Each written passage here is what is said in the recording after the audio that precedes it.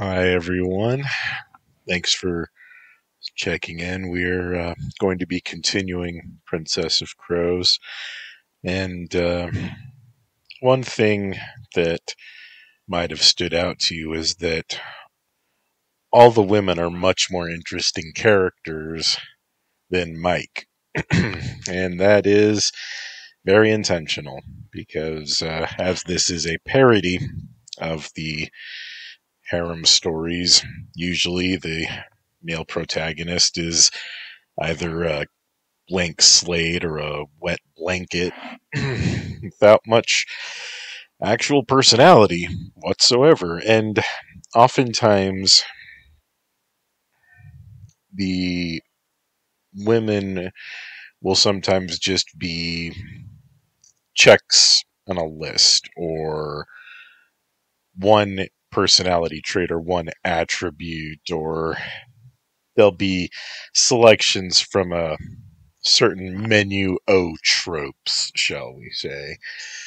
And I wanted to be different than that while also continuing to be a parody because I've just got too much dang integrity. I can't help it. Yeah, as best as I tried to have this send up of the tropes, I also ended up telling this story that I really care about with characters who really mean something to me. Who's your favorite?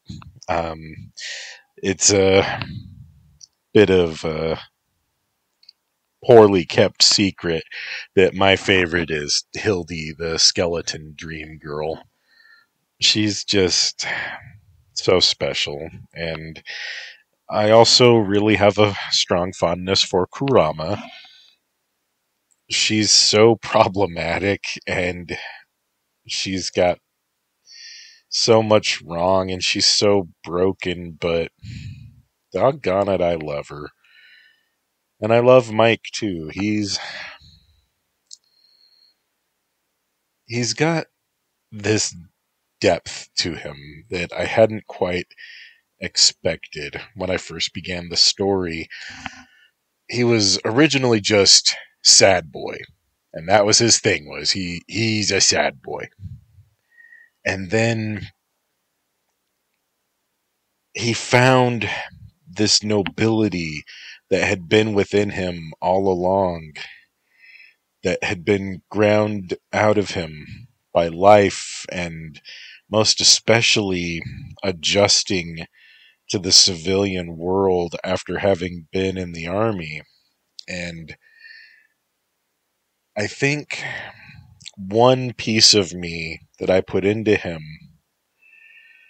was that he enlisted during a time of war fully expecting to die. And he had hoped for that, even because then he could be a hero. And instead, he had to go back to a world that didn't want him and had no use for him. And his sacrifices and his pain was worthless and meaningless. And that's how he became a drifter, able to walk between our world and the world of the yokai and spirits so easily. And that's why he's so valuable to the yokai, is that he is able to do that. He's kind of a daywalker. Anyway, that's enough of me babbling. Let us continue. Maybe I won't need my scabbard anymore. Trained mongoose assassin and all, Mike replied evenly. Hell of a weapon, the mongoose added with a nod. Mike screamed, then jumped. Unfortunately, the mongoose was too quick for him and hopped to the side. His dagger sliced Mike's arm open. Mike had decided he'd get cut, and chose to take it on his arm. He knocked the dagger flying with an abrupt chop, followed by a swing at his opponent's head. The mongoose hopped back with a smirk, but misjudged the reach Regicide commanded. His face crumpled. Exit assassin. Mike dropped his weapon and rushed to Tessa's side. She was weeping from pain and sadness. The arrow had pierced her throat and she was unable to speak. That must have been worse than the pain, Mike was sure. He took the gentle giantess's hand and he apologized. In the next life, I'll be a human again. Come back as a human and find me. She touched her hand to her lips and touched his lips. A kiss goodbye. She pointed at Regicide where he'd dropped it. He brought it to her. She tore open her shirt and pointed to her great heart. Mike shook his head. I can't, Tessa. I can't kill you, he screamed. She pursed her lips and touched her heart again as a tremor of pain shook her. He couldn't leave her to die in pain either. I'll release you, sweet friend. I'm so sorry, Mike wept. The blame for her death weighed on him as well as the God's damned Tanuki Federation. He kissed her hand and screamed again as he plunged the swordbreaker into her heart. I never wanted this, he swore. I just wanted to be your friend and find a safe place. He pulled Regicide free. If he had only stayed home, Tessa would still be alive. She'd done no harm to anyone. He looked at her blood as it dripped down his swordbreaker, the protector of his household. He swore a new oath. Betako would pay dearly. So would her whole clan. The Tanuki Federation would fear Mike Marshall. His vengeance would be subtle. First, back home. He cleaned Regicide on the mongoose's clothes and sheathed it. Kurama, hear me. Retrieve me home. I'm prepared to take my punishment. And then he waited. He sat, unable to look at Tessa's body anymore. She'd been his friend with no ulterior motive. She had been an innocent. Whisper flew in through the open window and surveyed the scene calmly. You killed the assassin, she said. Well done. I killed Tessa, too, Mike said. Let's hurry home before they send more, Whisper whispered. She poofed with him to the street below. He climbed inside the car and ordered it home. And again he wept. He explained why he'd run. The Nezumi family, the Tanuki Federation, and poor Tessa. Listening silently, Whisper took his hand. We hadn't thought you'd be angry, she said finally. We thought you'd be pleased that your family had been serving our princess for generations, and that she'd chosen you. Not that your meeting had been accidental. You make it sound so nice. You took my relatives out of the lives they had known to serve Kurama.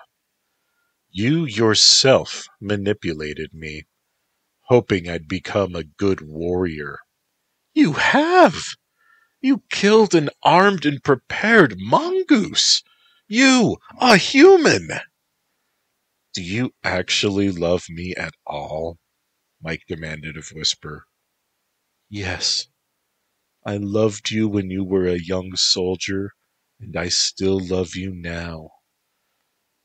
When you disguised yourself as a soldier and seduced me, it was because you loved me?" he asked. "Yes, Mike." Mike sighed. "Well, I'm entirely devoted to the suppression of our enemies now." "Hooray! I'm so happy, Mike." Whisper tried to kiss him, but he stopped her. "No, I'm in no mood to get kissy-kissy with any of the three of you. I had to kill an innocent."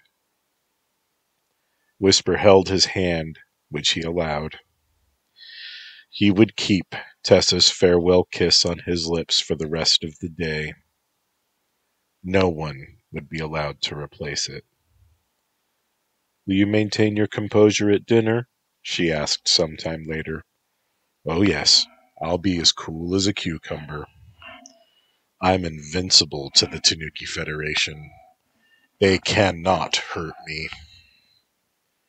Whisper watched alertly when they left the car and as they walked to the lobby. "We're safe now, protected by the agreements and magic wards," Whisper said. "Why did you come alone?" Mike asked. "Kurama thought you'd want to fight her more than you'd want to hurry home." "She knows me so well," he said bitterly. "Yes. Yet you still surprise us, Mike," Whisper said. They rode the elevator in silence. Whisper trying to say more, but unable to penetrate the wall of misery Mike projected. She wanted to say so much, but Mike was brittle and needed to heal and pull himself together. Hildy was waiting for them, wearing a camo tank top and cargo pants. "Say the word and my bones get bloody, my love," Hildy said. Mike hugged her. "First the smiles, then the lies, then the bloodletting. There's an order, my love," Mike said. "Right," Hildy agreed. He replaced Regicide upon the rack. He wanted to kiss Whisper and forgive her. He hated feeling like this. He didn't, though. He presented himself to his princess in her bedroom, formal and composed. She beckoned him forward and closed the door using her magic. "You spoke of punishment," she said softly. He nodded. "I see in your eyes that you punish yourself exquisitely, even as we speak. You lost a friend. You were betrayed, captured, all in a very short time. You've been away a mere 2 hours." Mike nodded, amazed at time's passage. 2 hours. It had felt like a day. "Mike, speak your grievance freely," she urged. "My lady, you groomed me to become your warrior and lover, beginning when I was a child. This disturbs me. I also feel that I deserved to know how many of my predecessors were my own kin. It is significant." She nodded. "I would have revealed in time information about my previous vassals. I felt that you were measuring yourself against too high a standard already, without information about who had come before." She smiled gently and applied black lipstick. "You Jackson men share many traits I find desirable. Loyalty, integrity, and mercy. Not to mention passion." She kissed the air and put her lipstick away. "Permission to retire," he said. "Denied. Come to me." She refused him gently and opened her arms to him. Mike sighed and went to her. She held him as he knelt to be on level with the small woman. "Michael, the Tanuki are to blame for sending the assassin. Neither he nor you are guilty. He followed orders, and you meant no harm," she assured him. If I had stayed home, none of this would have happened, Mike said. True, she admitted, but you learned the raccoons have rats watching our home. You learned rats are not to be trusted. You learned raccoons are stupid. You learned that Betico hired a mongoose. And you learned a little about how those fight. It was a very instructive day already. Mike had to agree. Let it all out, big guy. Kurama is right here, she said, her voice soothing, and Mike broke down. He sobbed there in her arms, crying freely and putting up no more pretense of demeanor and bearing. Tessa did no harm to anyone, he sobbed. She didn't deserve to die. Does anyone deserve to die, my vassal? She asked softly. Think of what is, not what should be. We are alive. We can get vengeance. We can ensure a safe place for our progeny. We can honor Tessa by getting the treaty signed. She would want an end to the fighting. Mike was sure she was right. Do Sasquatches reincarnate? He asked. I'm sure they do, Kurama replied. You'll be friends in the next life. Things happen like that. Mike stood slowly. Do you believe I'm the reincarnation of one of my ancestors? He demanded. I don't, but I do believe pieces of them live on in you. And she smiled at this, her pale face making her black eyeshadow and lipstick appear as if in a drawing. And Mike crawled onto her bed and pulled her down with him. She squawked, but calmed as he cuddled her. Mike, she said. Kurama, he replied, making her name into a plea. She held him, and he fell asleep at noon, exhausted by his ordeal. He wasn't sure if he told Kurama that he had cursed the Nezumi with chlamydia, or if he had just dreamed the conversation. And internally he giggled. Vengeance would come. Was he even awake now? He apologized to Tessa again and again. She deserved love. He would make peace in her honor. Lover, not a fighter.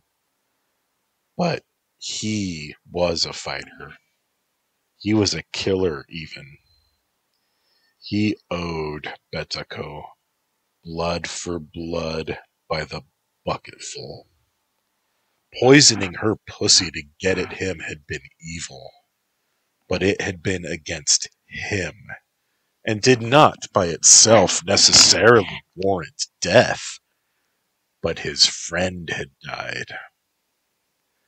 Betako had forfeited her right to live. He woke to find Kurama kissing him. He pulled her close. More, he begged, and he kissed her again. Kurama let out a small laugh and returned his kisses. I missed affectionate Mike, she said. But then Mike remembered how he'd wanted Tessa's goodbye to last the rest of the day, and he felt as if he had betrayed her memory. Kurama kissed him again. Mike, why have you stopped? Tessa kissed me goodbye, and I wanted to keep it as my last kiss today, but I didn't, Mike explained. I'm sure she would want you to live your life and to love your bride, meaning me, she replied. Life is for the living, my vassal. Be at peace and forgive yourself, she urged. Mike tried to forgive himself, and then a light in the darkness. My bride, he said. Kurama nodded. When we're married, I'll be able to say the words, "Do you still love me?" She looked into his eyes. "Darling, do you?" Yes, he did. The shock had worn off. He was still himself, who he wanted to be, and she was still Kurama. He loved her. She caressed his cheek softly and his pain faded. "Let's go to dinner. Show Betty's fat ass what our house is made of," she said and grimaced. Mike sat up and pulled Kurama to his lap. "Yes, let's." He hugged her tight and then stood, setting her down. He dressed to devastate. A silk shirt opened to show his chest, a little. A belt with silver skulls on the burgundy-colored leather. His old, trusty combat boots, black and gleaming. A fedora with a crow feather tucked into the brim, one of Kurama's to drive the point home. He was home for good. Mike knew where he belonged. Hildy took a picture of him with her phone. Right as he left his bedroom. "That's my new wallpaper," she said. "Looking so sexy, Mike." He tipped his hat. "M'lady," he said. "Lilia came to see." "Very nice, buddy," she observed. Echo came from behind her and nodded. "Stylish," she said. Mike thanked them. Kurama joined them, wearing a strapless evening gown. It was black and embroidered with golden lotus flowers. Her black lipstick gleamed as she smiled. "My colors look so good on you," she admired. She had never looked more beautiful. Her pixie-cut hair was fluffed and soft, and her garland looked like the circlet of a human princess, maybe. She was his princess. Elegant, genteel, gracious. He held out his arm. "Shall we madden the foe, my love?" he asked. "I adore getting to see that viciousness in your eyes," she said, her own yellow eyes flashing. "I adore your brown eyes, like hot chocolate," she said, taking his hand. "I gave Whisper another assignment. It's just you and me tonight," Kurama said, and she pulled him down for a rather possessive kiss. They drove to a restaurant called the Gilded Lily. Since Betako was buying, who cared how pretentious the food was? Mike gave the keys to the valet and took the ticket. Betako had begun without them. She stood, swallowing. "Good evening, sweet Betty," Mike said with a smile. "I'm surprised you made it," she said. "Of course! Why ever would we miss a date with a lady we esteem so?" Kurama asked, unable to conceal her gleeful malice. "I hope that tool I broke wasn't expensive," Mike said apologetically. Betako's ears and tail manifested themselves as she gestured for them to sit. Mike sat Kurama and offered to seat Betako, but she demurred. And then he sat. Mike stared at her bosom for a while, as expected, and gave his upper lip a lick. "I miss them already," he said, addressing the Tanuki's bosom. "Miss them?" Betako asked. "You won't trust me enough again," he replied sadly. "Why is that, do you suppose?" she asked. But then the waiter came with water and menus. Kurama ordered escargot, and Mike ordered lobster tails with a side of ketchup. He grinned at the discomfort this caused the waiter. When they were alone again, Mike explained his reasoning. "I suppose you'll worry that I have done something foolish, like swear a blood feud upon you." And then Mike laughed in a self-deprecating manner. Betiko laughed too, uncertainly. Thankfully, you are more professional, Betiko said. So of course you will be allowed to visit your friends again. They like you. Oh, good, he replied. One botched assassination and one botched kidnapping should not come between friends like us.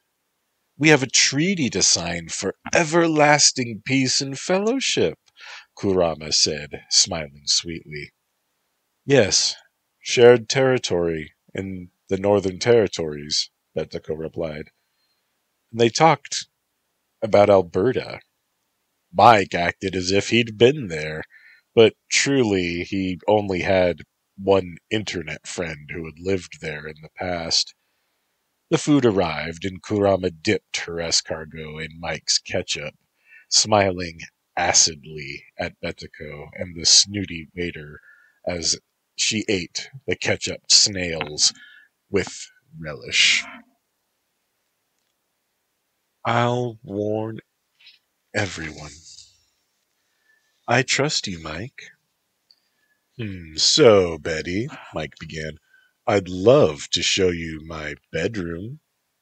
Kurama flicked a glance at him, and he gave the secret gesture indicating trust in Tengu sign code. She smiled. You are welcome, she said. Betako choked but recovered. Take me into your home, she asked. Indeed. As my friend, Mike said, feigning hurt. If you don't trust me, I'll try to understand. With a hand over her heart, the Tanuki said, Yes, I will visit your home and see what it is you want to show me. Her smile was full of surprise, and her eyes revealed calculation. Good. Her deceitful nature would play right into his plans. Mike held Kurama's hand underneath the table, and he traced upon her palm, one letter at a time, sweet, using his fingertip. Kurama, still smiling, said, Why, I insist you stay the night, sweet Betty. Impose on us. Betiko flinched. Do you mean that? Yes, I do. Stay the night at my home. Share my intended's bed. Drink my tea in the morning. Smell my incense. You are invited. Kurama's mask of gracious nobility did not waver. Your intended? Betiko asked. This vassal of yours is to be your consort? Mike bowed. I humbly admit my lady has accepted me. Kurama replied, Yes, it is true. Come, my car waits. She rose suddenly. My car, Betiko stammered. Oh, please, borrow Mike's cell phone to dismiss your driver. How thoughtless of me, Kurama replied glibly. Mike offered his phone. Betiko looked trapped. She resigned herself and accepted it. She dismissed her driver and returned Mike's phone. Mike held out an arm for each lady and escorted them to the car. Kurama lovingly traced on his arm the word lead. She would follow his lead. He had a very Tengu plan. He nibbled on Betiko's furry ear like an amorous lover. She blushed down to her bosom, and her ears resumed human shape. She forgot still that her tail was still showing. Good. He assisted Betiko to her seat first. Kurama glared at him, but he kissed her soundly and whispered, My plan will please you, honey crow. I swear. Tolerate my behavior, my love. I must play the love-struck fool. She thinks my heart and brain both live in my dick. Kurama giggled like a flirt. I trust you, she cawed in Tengu. He helped her to her seat and smiled over her head to Betiko, feigning adoration, and gave her a wink. He closed the door. He was making it up as he went along, but he was confident. He called to Whisper to alert the household of the upcoming visit. Whisper squeaked, "Let the raccoon inside? Mike, did you go crazy?" she asked. "There is a madness to my method," he admitted, "but I have a plan. The whore coon will fall into my trap. I dare not speak it aloud." Whisper nodded and then spoke her agreement. Hildy's blessing would make up for the pain that it had caused him. His mind raced, imagining the possibilities. As if detecting it, Mike's car went to automatic. Mike played some traditional Japanese music. He felt like a schemer in a no play. He imagined the mask that he would wear, an open, smiling face, almost childlike. And then Mike began to weave an enchantment. He had to be subtle. It was a variation of the summoning his property spell. Pieces of Betiko's heart had his name written on them already. She wanted to possess him, unmindful that it came with a desire to be possessed by him. Betiko longed to submit, but needed a worthy one to submit to. And so Mike claimed her love as his own. He called to his own, ordered by the sound of an Edo-era love song traditionally played on samisen and koto by geisha. He summoned what was his, and he amplified the call. He sealed the enchantment with the words, "Love conquer. Sweetheart of Betiko, you belong to me. I am your conqueror." He felt his strength fall, and he slumped, but the spell was a success. He felt it in his heart as Betiko pined for him. He rested, allowing the car to do its business and get them home. He thanked the gods for the sophisticated enchantment on the car. Hildy sent him a text message. "Mike, I trust you, but be mindful of the laws of hospitality. They are powerful in our world." He sent a winking, smiling emoji. So consumed with vengeance was he, that his conscience only whispered, "Is this who we want to be?" and fell silent, just as depleted as the rest of him. The car pulled to a stop in the parking lot. Mike roused to guide it to its parking space. He blinked and breathed deeply, regaining his wits. He put on what he hoped was a debonair smile. He had forgotten his plan in that moment of weariness, but he was certain that the scheme would come back to him. Get her drunk? No, Tanuki were gluttons. But maybe she would have no tolerance for whiskey? He opened Kurama's door first and helped her out. He circled to assist Betiko. Kurama texted Whisper that they had arrived. Betiko was taken aback that Mike once again escorted both ladies to the elevator. They passed Echo in the hallway. Mike nodded and bid her good evening. The consummate gentleman. Echo gave a curt smile and waved goodbye. Here we go, he thought, still clueless as to how to proceed. Damn Tanuki and all of their vaginas. He opened the door for them. Whisper, Shizu, Eiji, and Susa all bowed in their natural forms and wearing simple servant clothes as they entered. Introductions were made. Mike called Whisper Kurama's maid and Shizu his own maid. Susa he called his etiquette instructor.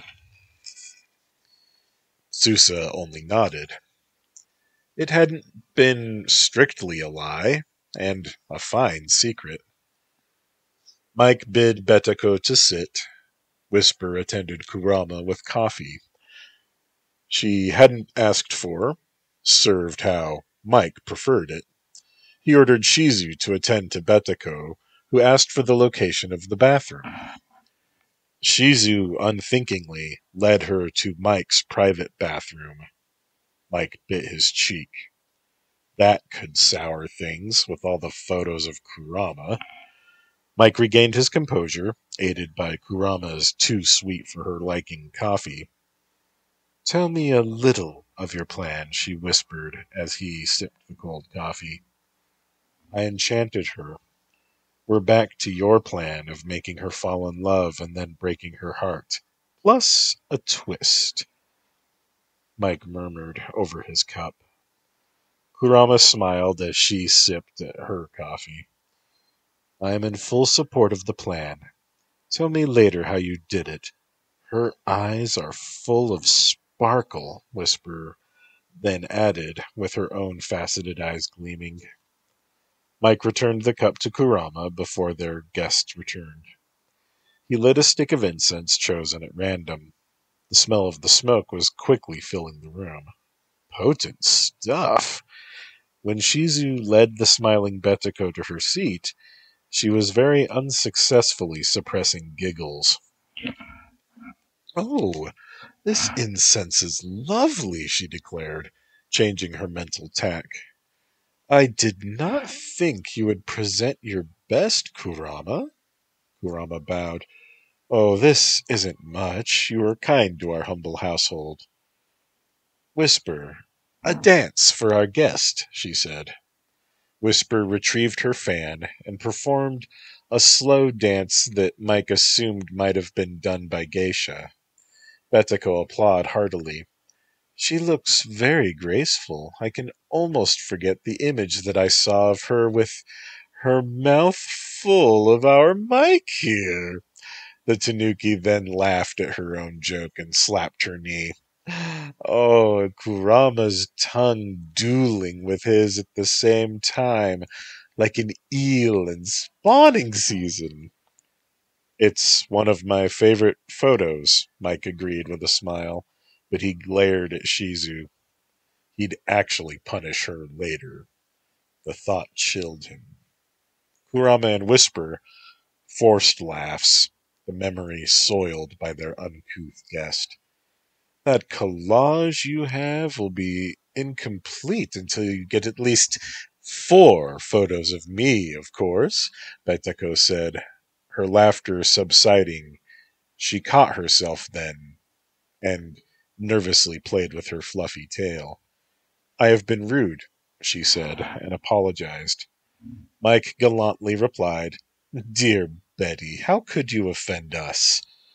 We had the photos, didn't we? They hadn't been meant for her eyes, of course, but again, Mike wasn't lying. He excused himself to fetch the whiskey, one that his predecessor had preferred. He prayed that it was still good. He served a tray with iced glasses and generous portions of the Scotch whiskey. Here, fine Scotch to help us unwind, he announced. Betako blushed and said, Mike, About your penis in her mouth, she murmured. He smiled and handed her a glass. Oh, are you asking for when you get your turn? So greedy, he teased. And they laughed together at this, but he saw that Betako was embarrassed. Good. He hadn't thought of where those photos had come from until just then. Who had taken them? Especially the ones that featured both Whisper and Kurama. They'd been alone in the car. He banished the thought and served the other glass to Kurama, and then sat with his own. Yes, Betty, You have had only the one visit from his penis so far, and from behind, he told me. You didn't get properly introduced at all, Kurama teased, giggling with malice. Mike heard her thoughts. Choke on that, you. I'd call you a pig, but I respect pigs too much. Betsuko smiled wistfully. It was very nice, though. I don't want to be greedy, but I would someday like to get acquainted, she said. Was she drunk already? Mike had no idea how much wine she had had with her dinner. Ah, this is fine indeed, she added, holding aloft her now mostly empty glass, and the ice within clinked. Mike quickly poured more from the crystal decanter. His weary mind told him that a group of ravens was called an unkindness of ravens. And he smiled. Oh, I'm embarrassed. I'm not such a good lover as all that, he demurred. My penis is too thick and too straight. Surely a little curve is better, no? Betsuko shook her head. No, no. I like a stretch, and straight is better, right, ladies? Shizu blurted. I think his is perfect. And then she covered her beak and ran away. Betsuko giggled, giddy. I was going to say it, you know, but your maid was quicker, Betsuko said, gasping. Need a lot, don't you? I'm not the only greedy one. Mike laughed, but he waved her comment away. I'm an average man, really. I get so tired from my duties, he insisted. Don't let him fool you. He's always got enough strength for that. Kurama laughed, flushed with drink herself. Shizu had regained her composure and returned, her head low. Don't be embarrassed, Shizu. You showed good loyalty to your master. I would expect nothing less, Betsuko said. Susa's eyes promised Mike a reckoning as he asked to be excused. Kurama dismissed him. Mike kept their glasses filled, and he told jokes to keep things rowdy. Betsuko had a whole arsenal of dirty jokes and Tanuki stories. So, my uncle beat the fire out with his scrotum after puffing it up to the size of a blanket. He had bald patches for months, she said, laughing. Tanuki men can transform their scrotums into things too? Why, oh yes, one time my brother Bosaburo turned his into a silver tea kettle. I'm not kidding! Wait, did he disconnect it somehow? Mike asked. Yes, didn't I mention they can do that too? Can Tanuki women do anything like that with their body parts? Mike asked. No, more's the pity. I would leave you one of my boobies as a keepsake until we got together again. And then she laughed again, leaning over and flushed fully from the drink. Shizu, dear, help me to the pretty photo bathroom again, please. Shizu took her human form and helped Betsuko to Mike's bathroom again. He rolled his eyes and grimaced. Nothing to be done for it now, he complained. Those photos are for you alone, Kurama replied. Intimate scenes of our love, to remind you what you and I have. Since they had time, Mike demanded, How did you get those photos anyway? Magic, obviously. I recalled the scenes in my viewing mirror and photographed them. I'm proud of that, Kurama explained. Mike nodded. It only works for me. I can't see any of your lovemaking with anyone else on my screen, so relax. Betsuko stumbled out wearing a white robe. Sorry, I made a mess of my dress. Shizu promised to clean it for me. The raccoon drifted off and then fell into her seat. Hey, Whisper should dance again, but this time do a naked dance, Betsuko suggested. I want to get Mike in the mood. She laughed lasciviously. Mike looked at Whisper, who waggled her antennae at him in what he hoped meant a smile. She changed to fully human form and turned on some music. Betako clapped. Kurama, you dance too! You always dance so pretty. I got 2 lead feet, though. Left feet. Kurama smiled. Oh, you want me to do a naked dance? It's only fair if you get naked too. Don't leave me embarrassed, Kurama teased. Betako nodded. Okay, it's fair, Mike grinned. This could work. So Kurama and Whisper danced naked, while now naked Betako clapped and whistled for them. Mike clapped too. He didn't even glance at Betako. He only had eyes for his loves.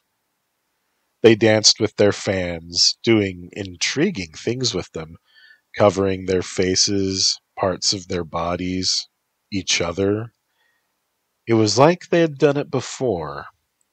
At the end, they bowed and flipped their fans into the air above them. Betako loudly whooped, Ah, so good! Hey, Mike? Mike! Over here where the big boobs are, Mike! She called out. But Mike was staring at Kurama and Whisper, heedless of the raccoon.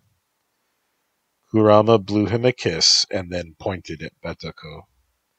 He dragged his eyes over to her.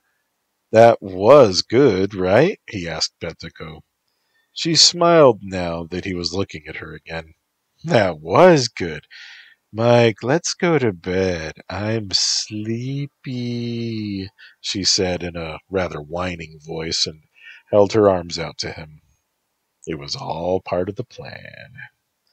He helped her to her feet and carried her robe to his bedroom. Mike, make me proud, Kurama said.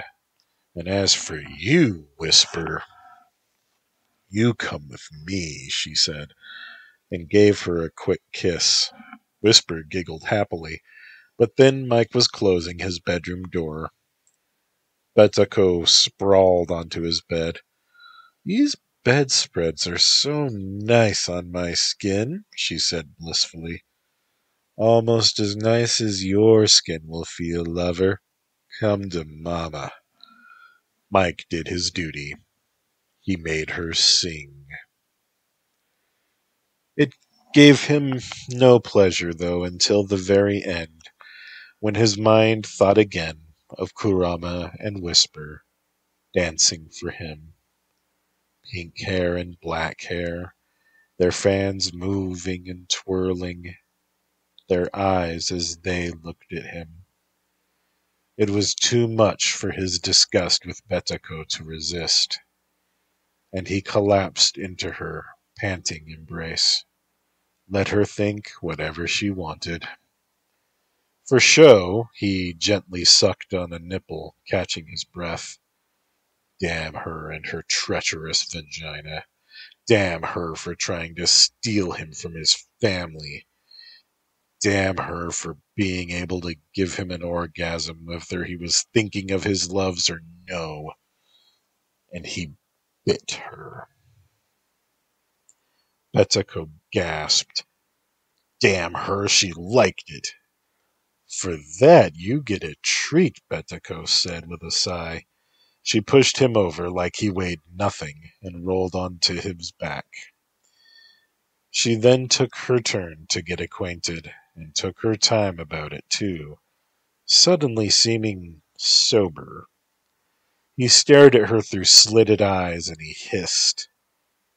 The dum-dum thought it was because he loved what she was doing. She giggled and gave him a tickle. You want some teeth too, huh, big man? Mike shook his head, knowing her taste for human flesh. Oh, don't be scared, Mike. Betty likes you too much to hurt you, she said in a girlish voice, and nipped his thigh playfully. She resumed her previous activity and thankfully did not bite him again. He eventually went limp in her mouth. "Aw, you gave up all you had already, huh?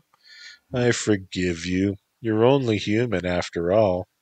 But next time, I'll swallow it all up, okay? You sleep with Betty now. You've been a very good boy," she said. And the way that she talked, with that girlish voice, made his skin crawl. She pulled the covers over them and gave him a long good-night kiss. Sleep mercifully came quickly. Praise Morpheus. He dreamed that he was in a nest filled with soft black feathers, high up in the sky, and a Tengu was watching him. "Safe as can be, Mike," Kurama said. In her natural form, she was beautiful. Her feathers gleamed with black luster, and he reached for her, and through it all, though she was much smaller now, she embraced him and rubbed her cheek against him. Her beak was smooth. "I want you to know I'm proud," she said. "Also, I made Whisper feel better about our relationship." "Do you love her too?" Mike asked. "Well, it's not like how I feel about you or Sylvie, but we have been together a long time," she answered. "As long as she knows where she stands with you," Mike affirmed. "How about you?" "I didn't finish until I thought of you. Especially your eyes as you danced for me," he admitted. "And I went limp in her mouth." Kurama cawed a laugh. "Ha! Bet she assumed you loved it," Mike grunted. "I'll tell the girls all about how much you despise that woman," Kurama squawked. She resumed human form, and she put him down. "Sleep with me, my love. You've earned rest," she said softly, and caressed his long hair. He got the taste of Betty's nipple out of his mouth with one that he loved. Kurama cradled his head. "I said sleep, love. Rest. Time for that later," she said. "When I dream, I do what I want," Mike protested. "I can't refuse that," she said. And there in her nest, high in the air, he dreamed of making love to his future queen. She sang beautifully this time. Then he fell to dreamless, restful slumber. He woke feeling like a new man. Perhaps something to do with dreams of Tengu nests? Betiko lay on her back, snoring like a wood chipper. Her breasts lay to either side of her like discarded loaves of bread. How had he ever desired that body? He showered without disturbing his guest. Now, to implement phase 2? Ah, the stranger. He dressed silently and crept out the door. He found Whisper and Kurama asleep in each other's arms. He'd never loved them more. He wanted nothing more than to kiss them awake and make love, but he reminded himself he had a mission, and a soldier puts the mission first. He did kiss them awake. Both pulled him happily down to lay between them. "Love's phase 2, he whispered between the kisses. He explained his plan for everyone but the servants to simply leave with no explanation, so Betiko would wake up alone and abandoned, left like a stranger. It was simple and elegant, both utterly cold-blooded. So they dressed and snuck into Fushin, Hildy, and Lilia's rooms to spread the message for the next phase of vengeance against the Tanuki Federation. Mike woke Fushin. He kissed her awake, too. She crushed him in a bear hug and bit his neck. She released him immediately and then hissed, "Never do that! You could have died!" "I wanted to be romantic," he whispered, and then he told her the plan. Betiko would think that she had charmed them and gotten an advantage, only to learn how little regard they held for her. Fushin demanded a proper kiss before dressing. She was going to the gym anyway, and invited Mike. He readily agreed. They congregated in the hall outside the apartment. Hildy wanted to go to the gym with Mike and Fushin just to spend time with them, and Lilia agreed to visit with Uncle Leshy so that she wouldn't need to put on clothes. Kurama and Whisper insisted on going to the gym too, turning it into a group outing. Fushin grumbled. "I never get alone time with Mike. Do I have to take him to work with me?" Kurama shrugged. "Sorry, I'll let you have him for a whole day tomorrow," she offered. "Sun up to midnight," Fushin countered. "Deal," Kurama agreed. That set, they left for the gym in the magical car. They didn't even tell Susa the plan. He would make pay for it in sweat and pain, Mike was certain, but this was for the clan, for his future and his progeny, and for Tessa. Fushin got them all in with her Diamond Club membership card. Whisper and Kurama helped Mike and Hildy to summon workout clothes for their closets, and then summoned their own clothes, and then traded. Kurama in pink. The image stunned Mike briefly. Her in Whisper's clothes touched some piece of his heart that rarely made itself known. It was an intimacy and a unity. Seeing them in each other's colors and clothes, and his heart burned with affection and love for them. He caught himself drooling. Kurama had continued to fill out, though gradually. Fushin scoffed at the two petite women. "Runway activewear," she said. The Thunder Drummer was wearing cut-off sweatpants over lycra shorts and a similarly cut-down sweatshirt over a sports bra. She inhaled and lifted her shoulders at Mike, making him notice her proud bosom. "Let's get sweaty, babe," she said, and led him to the dumbbells. "We're gonna get your sword muscles big," she promised, and led him in some exercises. Hildy perched on a bench rather like a gargoyle and chatted about movies. Kurama and Whisper kept up with dumbbell exercises, occasionally scowling at Fushin. After working out arms and shoulders, it was chest time. Mike was dripping sweat, and he was spent long before his supernatural lovers.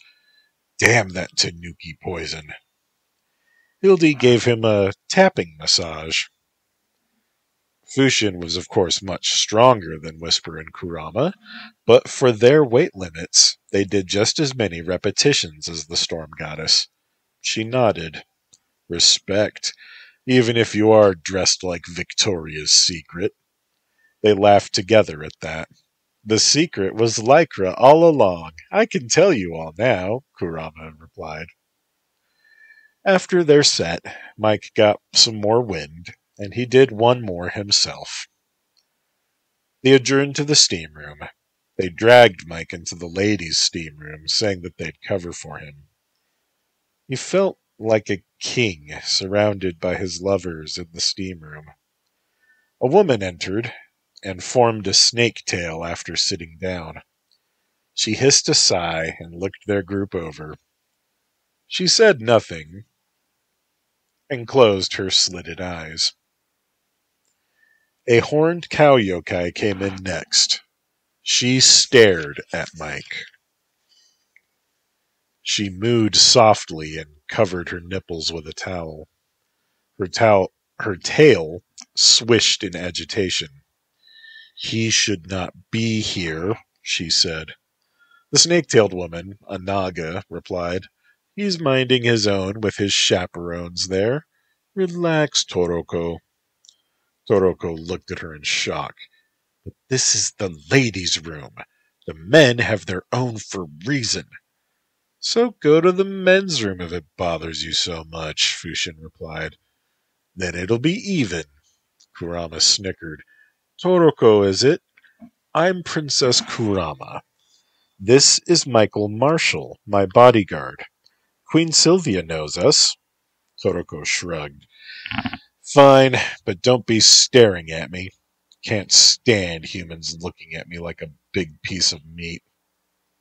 Toroko, you're a cow. They can't help it, the Naga said gently. I didn't make humans milk drinkers and meat eaters. I'm not for staring at, especially when I'm trying to relax and enjoy a steam, Eloise. I apologize, Miss Toroko. My princess insisted I accompany her, Mike said. It's okay, just don't stare at my body. I had no plan on it. Toroko nodded.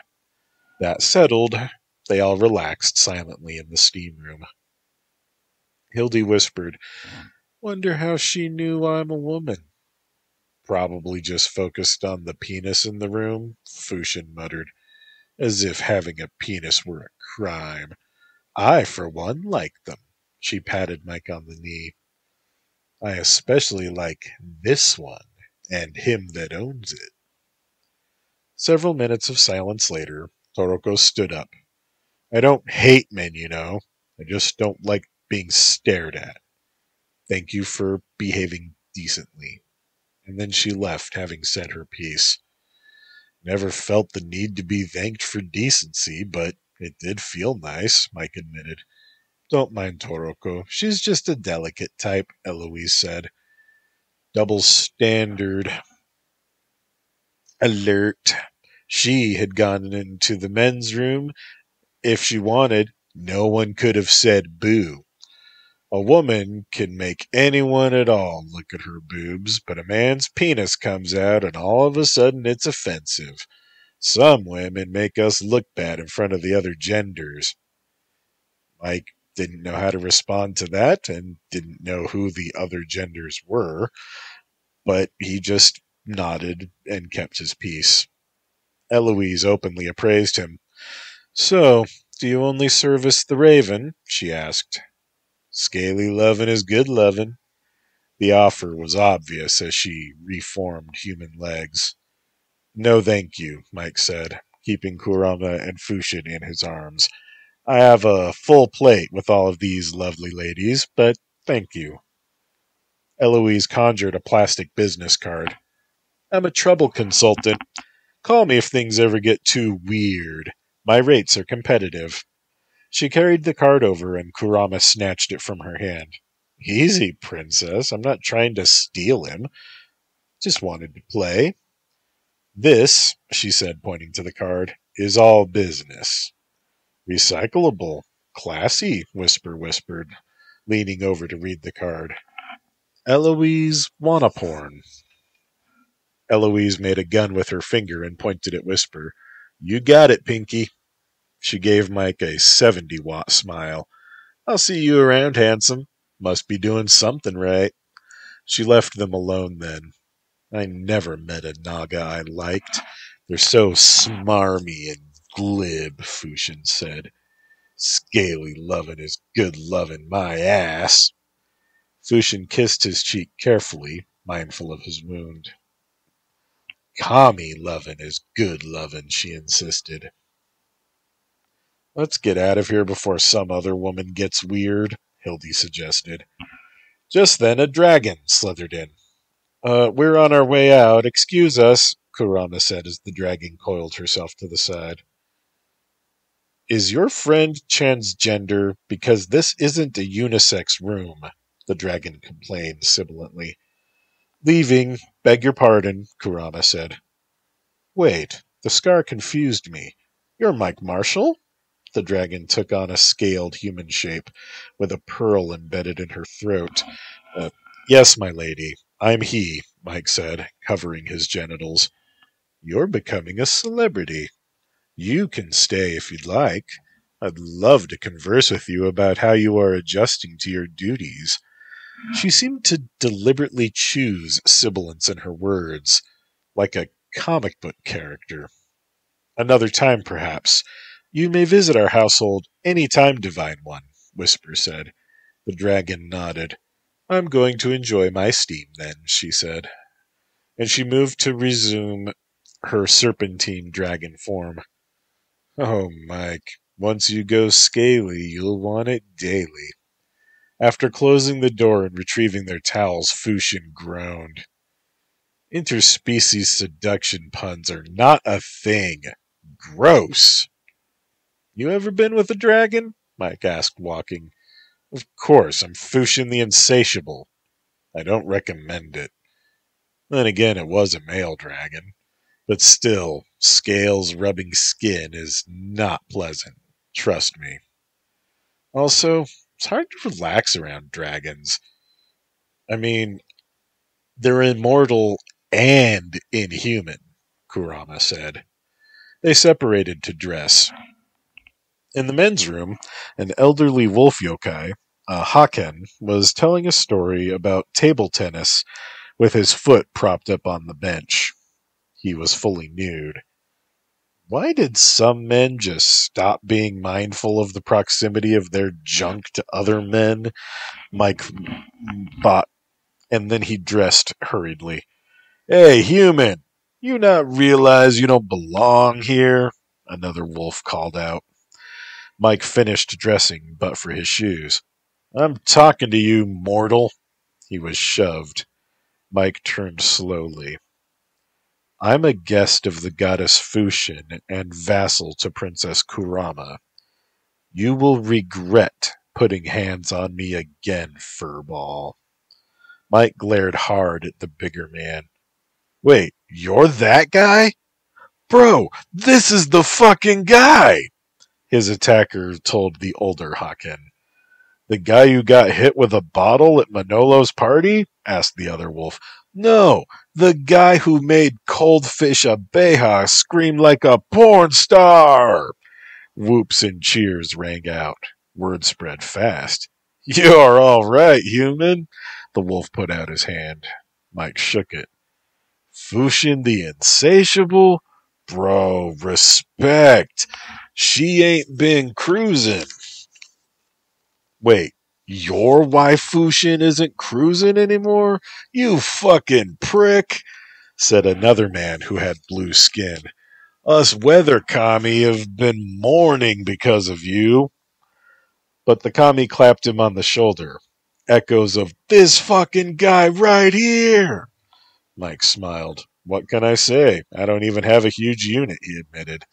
The crowd of naked and semi-naked admirers dispersed, and Mike pulled on his shoes. Hey, I'd take it as a solid if you didn't tell your princess I was a prick. Wolves and crows are allies, the Haken said. Mike nodded. He left to wait in the lobby, carrying his folded workout clothes. He concentrated his will and sent them home to his bed. The women joined him in a group. A dream of lovers. If that wasn't the word, it should be. A dream of one's own lovers. A murder of crows, an unkindness of ravens, a parliament of rooks. Hurry, women are getting weird, Hildy said, pushing him toward the exit. I really am becoming a kind of celebrity. Even the men are talking about me, Mike observed as they headed to the car. Kurama's phone buzzed. It's Betty. Should I answer? Yes, be completely aloof, Mike instructed.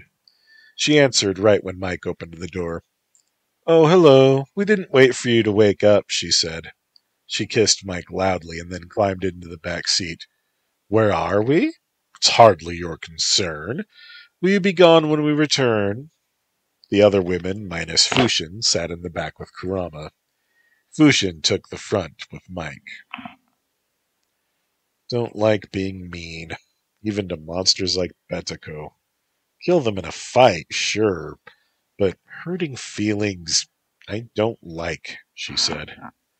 She awakened cruelty in me when she kidnapped me, sent an assassin mongoose after me, and got my friend Tessa killed, Mike explained. Now I want to work on her psychologically, hurt her soul. Fushin nodded sadly. Cruelty lives in every human heart, waiting for a reason to manifest itself. They drove in a wide meander, Mike waiting for instructions. It seemed Kurama and Betiko had a lot to talk about. Fushin got restless and began to caress his thigh. Got you all to myself tomorrow, she said with a smile. I'll take you to a lovely camping spot, and we'll leave our cell phones behind. Just you, me, and nature. It will be beautiful, she said, growing wistful. Mike smiled. I like seeing you like that, Fushin. It'll be good to be with you. She growled playfully, and then Kurama spoke up within his mind. Mike, consider it mission accomplished. Betiko's brother Bosaburo will be challenging you to a duel in about a week to avenge the insult. But laws of hospitality have us in the clear. We are intact. Nice. I hope to be ready, he replied, and then he explained what had transpired to Fushin. They returned home. Kurama kissed Mike after he helped her out of the car. Bosaburo is lucky he didn't challenge me directly, or I'd peck out his eyes. You will be a fitting opponent. He is strong, but he is unimaginative and stupid. He's not a good specimen of Tanuki, she said gleefully. I choose Susa to be my second, Mike said. She nodded. Kurama mentally informed Lilia that they were home. Back in the apartment, they retired to their separate rooms, except that Whisper followed Mike. Mike, you do understand your life is in danger, right? Tanuki are master shapeshifters. They can even turn into stone. Mike nodded. Whisper gave him a quick kiss. I'd hate for you to die. I'm growing a bit attached. A little. Mike smiled. Yeah, I'd hate to die too. She laughed then. Kurama made love to me last night, she announced, and then she whirled in place. She wanted me. The way she kisses me is so tender, but with fire, like your kisses. And I thought she didn't love me anymore. But then she told me that I'm special to her, and that I'm more than a servant, and I don't know what that means for the three of us. Whisper got serious. Mike, what are we? She asked. Mike caressed her impossibly soft and fine hair. Well, darling, I think Kurama is my princess, and you are her mouthpiece, and I like kissing her mouthpiece very much. Mike punctuated this point with a kiss. One day she will marry me, and you will be her mouthpiece as long as you want to be, right? Whisper nodded. But Mike, when you're the Crow King, you'll have concubines. Do you want to be first concubine? Whisper shook her head. I'll have my own land. I'll be a princess in my own right. What will we do? Love from afar, like Kurama and Sylvia? Mike suggested. I'd like to still love you. That would be nice, she agreed. So don't die. They cuddled, saying nothing more, until lunch. While eating, Susa politely berated Mike for the plan. If you wanted to get killed by a Tanuki warrior so badly, you could have done it without costing the house face. Mike nodded. We will be victorious, he asserted. Mike, Susa said gravely, you got lucky with that mongoose. This Tanuki will smash your bones into splinters. Mike swallowed a bite. Sensei, I have no intention of getting hit. Susa pointed at the cut on his arm scornfully. Mike had forgotten all about it. Insignificant, Mike replied. Mongooses hate poison. If that had been a poisoned knife, you would be a grimmer man indeed, Susa retorted. Why did the gods curse me with such a student? Don't think I've forgotten you seduced my niece either. Sensei, honestly, she seduced me, Mike insisted. So she claims too, the hussy. But you will pay for it all the same. After lunch, Mike was allowed an hour to digest, and then ordered to the dojo. Mike put on his battered gi, tied on his white belt wryly. A human Tenjutsu student was forever a white belt. Susa told him so, except for ninja, and Mike was no ninja. He grinned then. Well, Saburo would underestimate him for being a white belt. Good. Susa put him through his paces, exercising him to weariness. You may rest, worm, Susa said, tapping him on the head with a bamboo cane. Mike sat, breathing heavily. Next, you spar with Shizu. She knows about the duel, so don't get any funny ideas about her going easy on you. She's less worthless than you, so make sure you fight for real. Shizu entered in Tengu form, and she was wearing a gi with a blue belt. Don't hold back, Mike, she urged, as she took her stance. Mike was still tired, but he knew that there'd be no mercy from the Tengu. He bowed and took his stance across from her. Well, at least your stance is correct, she mocked. Don't have to worry about your breasts falling out of your gi, so be happy, Mike countered. You love my boobs, she squawked, and then jumped at him, flapping her wings at his face. Mike fell backward, catching her hands and flipping her over as he rolled. He slapped her and then backed off.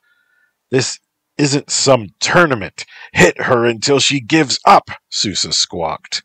Mike lunged for her, but Shizu was a blur. And then between his legs, he swore she tickled his balls, but then she was on his back and choking him. He couldn't shake the crow goblin or break her hold. Down he went, unconscious. He had a confusing dream about playing a racing game in a video arcade, and then he roused, jerking and rolling off of his stomach. Get up and try again! Try much harder! Shizu cawed. He did, but she buffeted his face with her wings, each feeling like lead, and she pecked his face repeatedly. Mike fell, feigning defeat, and she stood over him. I can't be concubine to a dead commoner! Fight harder! She yelled. Mike pulled her down and took a mounted position. He punched her in the face with no mercy. She tapped out. They squared off, Mike panting, and it was over before he even knew it. Shizu stood on his chest and kicked him in the face with a contemptuous turn. Why did I think you could be a king? She scoffed. Mike was defeated. He sighed miserably. Shizu pulled him to a sitting position. You only had 1 year of training with Uncle Susa, Mike. Don't feel like a worthless wretch. You couldn't win. Learn from your defeat, she soothed. But you're both right. I'm going to die and fail our house, Mike said. He felt loathing boil from his guts to his heart. Mike, stop, Susa said. This is a lesson.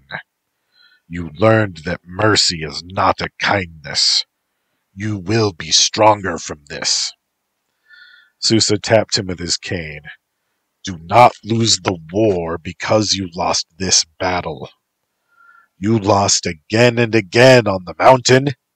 Do you think this loss means more because this foolish girl is in love with you? Did she hurt your feelings with her contempt? Mike nodded. Then do not be worthy of contempt! Sousa rapped him hard with the cane, and Mike snarled. There! That is how your ancestors became deadly! You are a predator, human! You are a soldier, Mike! You can defeat that Tanuki if you hold your courage and your brains close! Mike nodded. Bow to your opponent and thank her for the lesson, Sousa cawed. Mike pulled himself up. He bowed to Shizu. She returned his bow as to one of lower rank. In the dojo, she outranked him. Come on, let's get you cleaned and ready to face the world, she said. Go, Sousa ordered. Shizu took human form, and they washed each other in the cold shower in his private bathroom. She kissed and tickled him a lot, as if to reassure him her love was still warm. It helped. He did feel better. She clung to his back when he turned off the water. Her nipples felt like marbles against his back. Master, I want you to be strong and successful. Don't be mad at Shizu, she whispered. I'm a good servant. I'm sorry I let the fat Tanuki into your special place. Mike remembered now. The beating had made him forget. It worked out all right, Shizu. These photos are very special, though. I love our princess, and these help me to feel happy and secure in our love and my value to her, Mike said. I was very angry last night. I wanted to punish you. Shizu kissed his bruises. Punish me then, my lord. Mike looked at her. What was she to him? Did he feel stirrings of serious affection for her? Shall I get a cane, master? She asked. Her plain face was earnest. No, I won't beat you, Mike said. The bed, then? I'll pretend that I don't love it, cry and scream? No! She frowned. Well, what punishment, then? She asked. Please don't dismiss me. I'm happy being your servant. Mike hugged her. I was angry last night. I'm not angry anymore, he explained. I'm glad. I don't want to anger my master. I want to make him smile and give me sweet kisses, Shizu murmured into his chest. I want my underwear back, Mike said.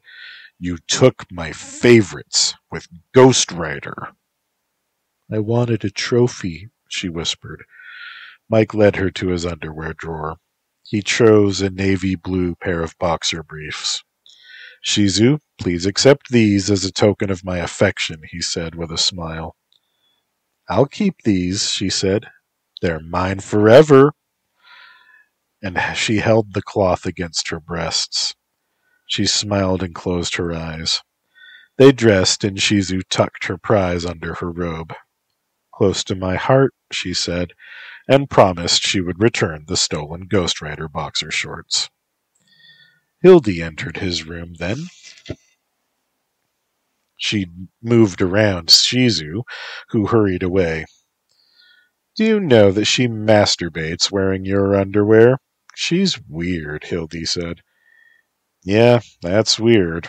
My stuff is way too big for her, Mike said, grinning. I meant that's weird that she... Oh, I get it, Hildy said with a giggle and gave him a tickle. Don't you care that she objectifies you? She asked. Mike shrugged. What she thinks about when she masturbates is not my business. Hildy cocked her head. But she dreams about you. It is your business, isn't it? No. Her dreams are her own private business, Mike insisted. Speaking of objects, I got a new toy. Look! Hildy pulled a fleshlight out of her shirt.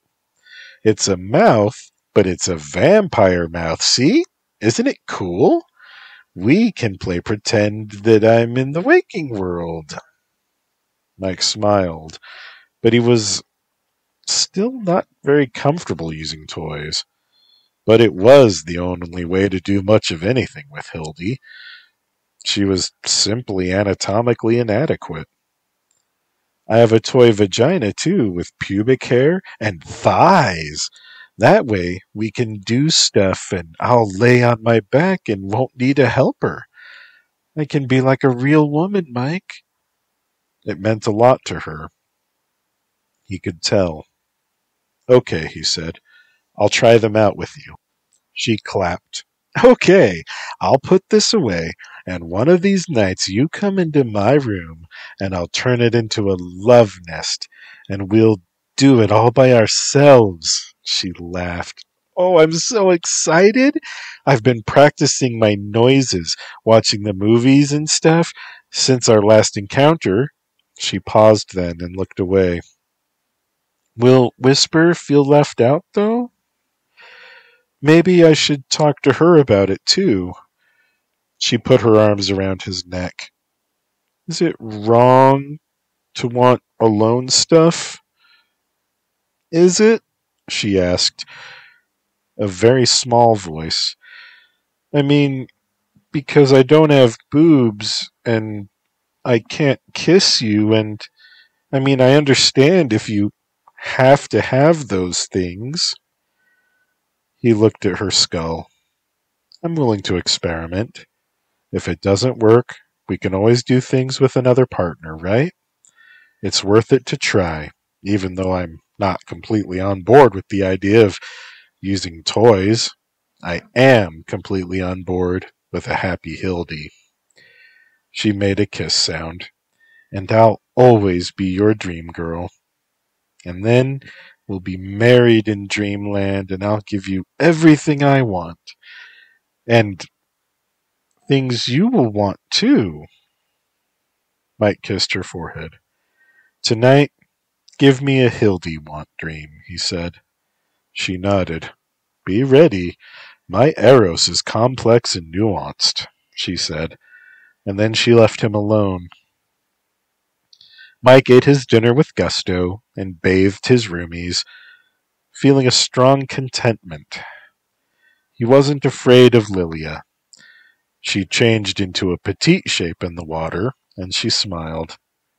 Mike, I like that I'm Kurama-alike this time around. It's kind of fun. Will you change much, do you think? Like really short hair one time? She asked. I don't know. I guess I'm a bit of an experimenter, Mike confessed. Mike closed his eyes and began the mantra. He shampooed her hair first this time, letting it set a bit while he soaped her skin. Lilia helped him by repeating the chant. As he poured the water over her head, he felt an urge to kiss her. He knew it was death if she wasn't prepared, aside from it being wrong. He did not act upon the urge, and he likewise did not linger as he scrubbed her chest, though the desire was still there. She wiped water from her eyes. Mike, do you need a minute? You aren't saying the words, she said. He caught himself staring and then gulped. Yeah, just a minute. And he leaned back against the cupboard.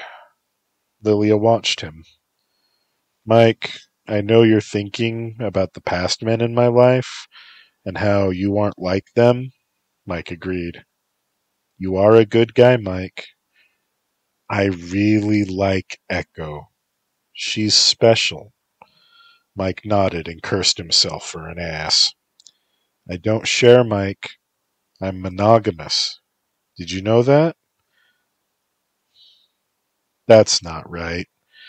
I've seen you bring lots of women home. Sometimes two at once, Mike replied. She blinked. Damn. Then she said, well, I'm monogamous now, and I don't share, so don't get any ideas about seducing me. It won't work, and Echo doesn't share either. And you are not allowed to fall in love with me, right? Don't do it. Mike nodded. Right. No seducing the lesbian Rusalka. He finished bathing and drying her, and she did hug him this time. Thanks for cleaning my shoes, she said. No problem, bud, Mike replied and clapped her cold shoulder. Lilia nodded and left. He cleaned up some spilled water from the floor. And he wondered about Lilia. He was getting serious mixed messages. He reminded himself that she was a friend, and he defaulted to friend. It was safer. What if they did have a night of passion, and she hated him for ruining their friendship? What if Echo broke up with her because of such a thing? He didn't want that. He wanted Lilia to be happy. Why wasn't life ever simple? Kurama came in for her bath, smiling and wearing a new silk robe, pink as a rose, with black trim. Hey there, he said, liking the robe. Oh, do you like me in pink and black? I saw how you stared at the gym, Kurama said, and Mike nodded. I like it. I like you in Whisper's clothes. I'd like to see you in one of my shirts one of these days, too. I see. No bra, right? Want my tits on your shirt directly and see through the fabric between the buttonholes, maybe? Or unbuttoned entirely? Draping over me, hanging open, and then, hello, there's my nipple? She giggled. I can do that. Mike licked his lips. Well, put my robe on the peg to keep it out of danger from the water, she ordered. Mike untied the sash and hung up her robe. The bath was punctuated by a discussion of training. Fushin promised to work you to help you regain your strength, Kurama said, letting the water soak into her skin after draining the tub, rather than toweling dry. She looked at him. Sex is good exercise, she said. Mike grinned. Promise to work on your jumps, she added. I promise. Mike, I've been talking to Lilia. She said sometimes her water body looks like mine. I'm not sure how to feel about that. One hand, I like that you like my body that much.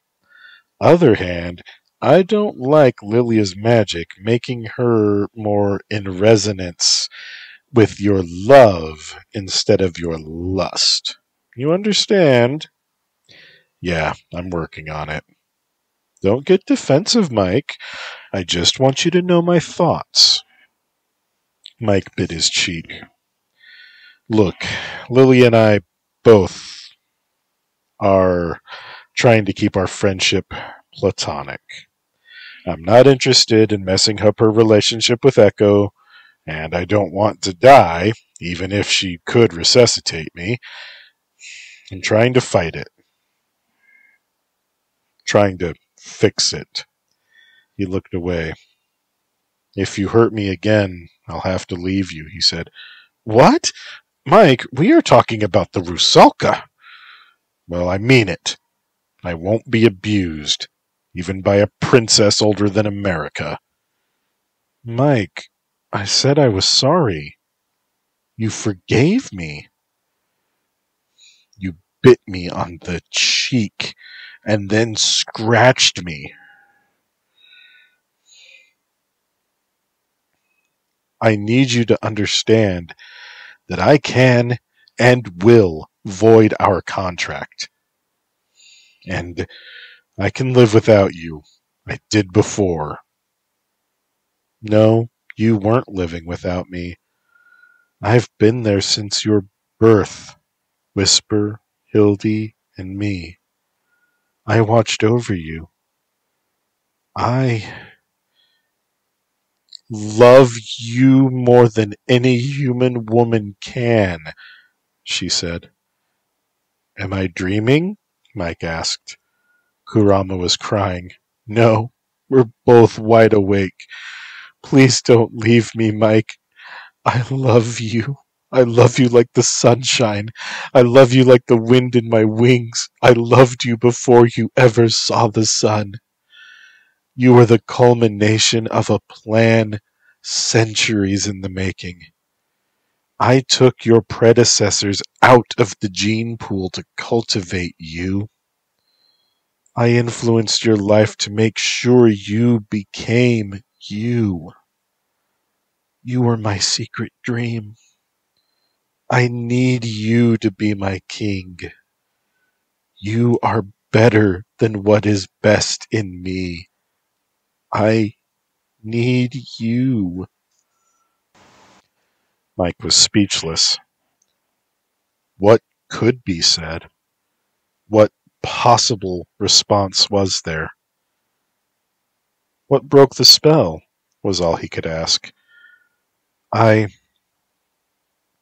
stopped thinking about myself, she said. I admitted to myself that you had a right to leave because I have abused you. I promise, never again. You are precious to me, more than the centuries I spent making you. You are my true love. Without you, I will wither and die. Mike took her in his arms. Keep your promises, he said. I swear to the sun, I will marry you.